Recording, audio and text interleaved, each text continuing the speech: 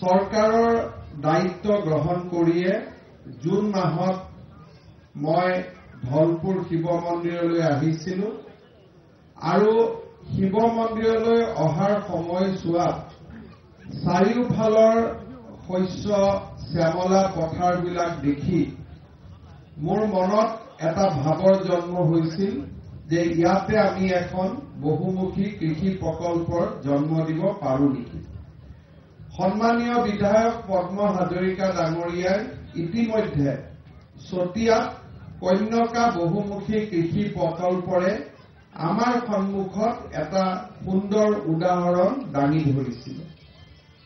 গৰুখুটিৰ পৰা উভতি গৈ মোৰ কেবিনেটত সতীৰ্থসকলৰ লগত আলোচনা কৰি আমি গৰুখুটি কৃষি প্ৰকল্পৰ ঘোষণা কৰিছিলোঁ আৰু সন্মানীয় বিধায়ক পদ্ম হাজৰিকা, ডক্টৰ পৰমানন্দ ৰাজবংশী, মৃণাল শইকীয়া আৰু সাংসদ দিলীপ শইকীয়া ডাঙৰীয়াক এই আঁচনিৰ নেতৃত্ব ল'বলৈ অনুৰোধ কৰিছিল।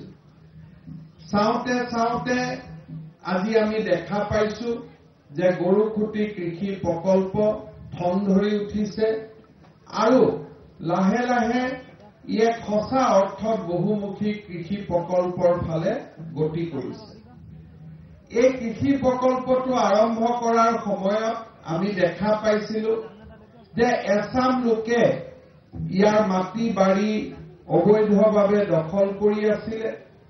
তেখেতসকলক অতৰাবৰ বাবে আমি চেষ্টা কৰিছিলো আৰু অসম আন্দোলনৰ সময়ৰ বেদনাদায়ক কথাবিলাকৰ কথা বা তাৰ সত্য কাহিনী ইতিমধ্যে ডক্টৰ পৰমানন্দ ৰাজবংশী ডাঙৰীয়াই আপোনালোকক অৱগত কৰিছে আৰু সেই সময়ছোৱাত টেলিভিছন বাতৰি কাকতৰ জৰিয়তে আপোনালোকেও সেই কথাবোৰ সংবাদ মাধ্যমৰ আগত কোৱা আমাৰ দৃষ্টিগোচৰ হৈছিল। এই চৰকাৰখনৰ বজ্ৰকঠোৰ সংকল্প যে আমি জাতি মাটি ভেটি ৰক্ষাৰ বাবে কাম কৰিম আৰু সেই দিশত আজি গৰুখুটিৰ বহুমুখী কৃষি প্ৰকল্প এক উদাহৰণ হিচাপে আমাৰ সন্মুখত দেখা দিছে। আমাৰ জাতিটো এটা কৰ্মমুখী জাতি আছিল। মোগলে আক্ৰমণ কৰিবলৈ আমাক আহিছিল, আমি 17 বাৰ ইয়াক ওফৰাই পঠাইছিলো।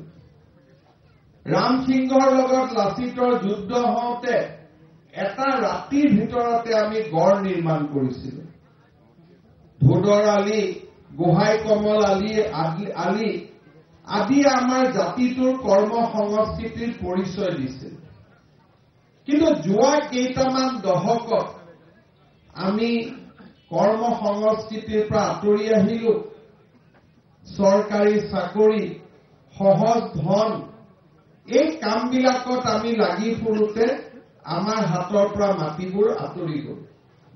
যিখিনি মাটি আছিল সেই মাটিখিনিও আমি আন একাংশক মাটি আনি চহাব দিলো, কাম কৰিব দিলো আৰু তাৰ পৰা আৰম্ভ হ'ল আজি আমাৰ জাতিটোৰ হাতৰ পৰা অৰ্থনৈতিক, সামাজিক, ৰাজনৈতিক অধিকাৰসমূহ এটা এটাকৈ নোহোৱা হ'ল।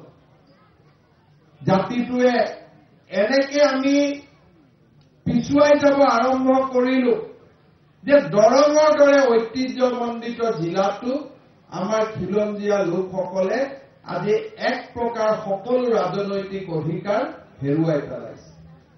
আমি হিন্দুৱে হওক, মুছলমানে হওক, আমাৰ জাতিটোৱে ৰাজনৈতিক অধিকাৰবোৰ হেৰুৱাই পেলালে আৰু চাওঁতে চাওঁতে অসমীয়া এটা যেন কৰ্ম সংস্কৃতিৰ পৰা বহু দূৰত তেনেকুৱা এটা আমাৰ জাতীয় চৰিত্ৰ নিৰ্মাণ হ'ল। আজি ঘৰত কাম কৰিবলৈ, ৰং দিবলৈও আমাৰ ল'ৰা নাথাকে আৰু কৰবাত খেতি কৰিলে খেতি কৰিবও আমাৰ মানুহ নাথাকে। চৰকাৰৰ পৰা পাৱাৰ টিলাৰ ট্ৰেক্টৰ যদি আমি অনুদান হিচাপে পাওঁ, দুদিনৰ পিছতে আন কাৰোবাক ভাড়া দিবৰ বাবে আমি গতাই দিওঁ।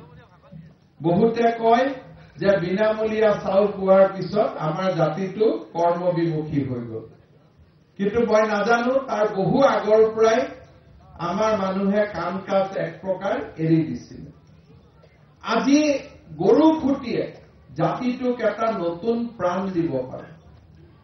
গৰু খুঁটিৰ এই কৃষি প্ৰকল্প আমি যদি এক জাতীয় দায়িত্ব বুলি ইয়াক যদি আমি নিৰ্মাণ কৰোঁ আৰু ইয়াৰ উৎপাদন আৰু কৃষি প্ৰকল্প আমি যদি জগত সভালৈ লৈ যাব পাৰোঁ, আমাৰ জাতিটোৰ বহু যুৱকে প্ৰেৰণা পাব। এৰি থৈ অহা কাম কাজ, আটা ককাৰ কাম কাজ পুনৰ আমি উভতাই লওঁ, কাৰণ টকা পইচা কৃষি কৰ্মত আছে। এইবাৰ আমি FCIৰ লগত কথা পাতিছো, 10 লাখ মেট্ৰিক টন চাউল তেওঁলোকে অসমৰ পৰা কিনিব। 1900 টকা প্ৰতি কুইণ্টলত আমাক তেওঁলোকে ভৰপূৰ কৰিব। কিন্তু দুৰ্ভাগ্যবশতঃ আমি কিমানজন অসমীয়াই সেই চাউল বিক্ৰী কৰিব পাৰিম আমি নাজানো। কাৰণ খেতি বাতিৰ লগত যেন আমাৰ সম্পৰ্ক বহু দিনৰ আগতে আমি নোহোৱা কৰি পেলালো। পাঞ্জাব, গুজৰাট, হাৰিয়ানা এই ৰাজ্যবোৰ বহুত আগুৱাইছে, কিন্তু খেতিৰ পৰা তেওঁলোক আঁতৰি যোৱা নাই।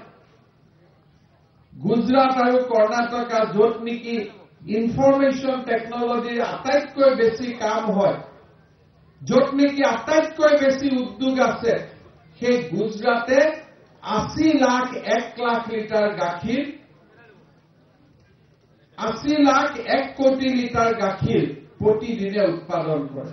অসমে মাত্ৰ 1 লাখ লিটাৰ গাখীৰ আমি উৎপাদন কৰোঁ।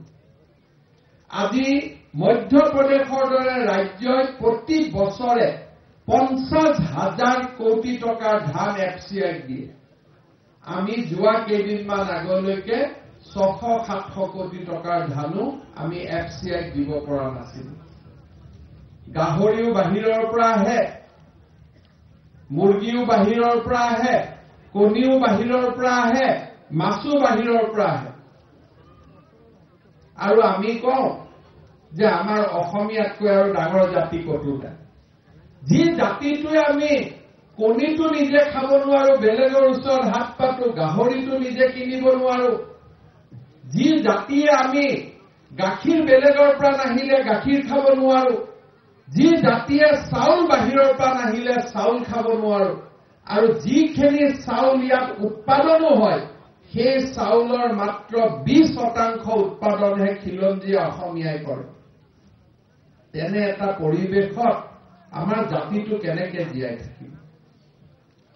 আমি আত্মসমালোচনা কৰাৰ সময় হ'ল। গুজৰাটৰ পিছে পিছে আমি যাব নালাগে। কিছুমানে কয় যে নাগপুৰীয়া কথা কয়, গুজৰাটীয়া কথা কয়।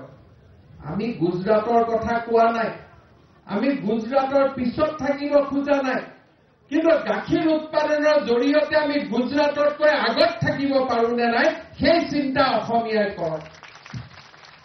পাঞ্জাবতকৈ আমি বেছি খেতি কৰ্ম কৰিব পাৰিম নেকি সেই চিন্তা অসমীয়াই কৰক। আৰু এই গৰু খুঁটিৰ প্ৰকল্পই আমাক প্ৰেৰণা দিব, কন্যাকাৰ প্ৰকল্পই আমাক প্ৰেৰণা দিব। আজি মোৰ কথা শুনি থকা অসমৰ চুকে কোণে যি অসমীয়া যুৱক আছে, যিসকলে ঘৰৰ মাটিডৰা এবাৰো পিছ হুহুকি নাচায়, পিছফালে নাচায়, তেওঁলোকক মই অনুৰোধ কৰিম যে আপোনালোকে গৰু খুঁটি কন্যাকালৈ আহক আৰু কেনেকে আমি অসমখনক আকৌ এবাৰ আত্মনিৰ্ভৰশীল অসম হিচাপে নিৰ্মাণ কৰিব পাৰিম তাৰ সংকল্প লওক। অসমত এখন বহুত ডাঙৰ বজাৰ আছে, 3.5 কোটি মানুহ আমি ইয়াতে আছো। উত্তৰ পূৰ্বৰ ৰাজ্যসমূহ আমাৰ গাত লাগি আছে, বাংলাদেশ, ভূটান, নেপাল, ম্যানমাৰ আমাৰ কাষত লাগি আছে। আমি উৎপাদন কৰা প্ৰতিটো সামগ্ৰী আজি আমি বিক্ৰী কৰিব পৰা অৱস্থাত আছো। খাৰুপেটীয়াত যদি শস্য উৎপাদন হ'ব পাৰে, চিপাঝাৰত কিয় হ'ব নোৱাৰে? জালুকবাৰীত কিয় হ'ব নোৱাৰে? ৰঙিয়াত কিয় হ'ব নোৱাৰে? আমি সেই সংকল্প ল'ব লাগিব। জাতিটো সাৰ পাবৰ হ'ল, জাতিটো সাৰ পাবৰ হ'ল। জাতিটোৱে আকৌ নতুন ধৰণে চিন্তা কৰিবৰ হ'ল। আজি গৰুখুটিত যেতিয়া মোক লগ কৰিব গৈছিল, ইয়াৰ কিছুমান মানুহে মোক কৈছিল যে দাদা আপুনি আমাক এভিকশ্যন কৰি চাব পাৰে, কিন্তু 2-3 বছৰ পিছতে দেখিব গৰুখুটিৰ কাম কৰিবৰ কাৰণে আকৌ আমাকে মাতি আনিব। মই কৈছিলো ঠিক আছে, পুৰণা অভিজ্ঞতাটো সেয়া, কিন্তু আমি গৰুখুটিত চেষ্টা কৰিম নতুন ইতিহাস লিখাৰ বাবে। আমি নতুন কথা কবৰ কাৰণে আমি চেষ্টা কৰিম। পাৰো নোৱাৰো নাজানো, কিন্তু মই বিশ্বাস কৰো অসমীয়াৰ বুকুত অযুত সাহস আছে, শক্তি আছে, সৌৰ্য আছে, বীৰ্য আছে। মাত্ৰ আমাৰ মানসিকতাৰ পৰিৱৰ্তন হ'ব লাগে। যোৱা পৰহি চিন্তা কৰক, কেনেকে অসমীয়া ল'ৰাৰ গাত ক'ৰ পৰা শক্তি আহিল, মৰিয়াই আমাৰ নিজৰে এজন অসমীয়া ল'ৰাক আমি মাৰি পেলালো। সাহসো আছে, শক্তিও আছে, কিন্তু মানসিকতা ভুল। য'ত শক্তি প্ৰদৰ্শন কৰিব লাগে তাত শক্তি প্ৰদৰ্শন নকৰো, য'ত সাহস দেখুৱাব লাগে তাত সাহস নেদেখুৱাও, আৰু য'ত শক্তি সাহস দেখুৱাব নালাগে তাত আমি শক্তি সাহস দেখুৱাও। আমাৰ মাজত এচাম আছে প্ৰতি বছৰে মানুহক উচতাই থাকে, বলক আন্দোলন কৰো। আধুনিক যুগৰ আন্দোলন জয়াই অসমৰ ধনী নহয়। আধুনিক যুগৰ আন্দোলন হল উৎপাদন। যোনে উৎপাদন কৰে সেই জাতিয়ে আগুৱাই যায়, আৰু উৎপাদনমুখী জাতি এটাই আন্দোলন কৰিব নালাগে, নিজে সমস্যাৰ সমাধান হয়।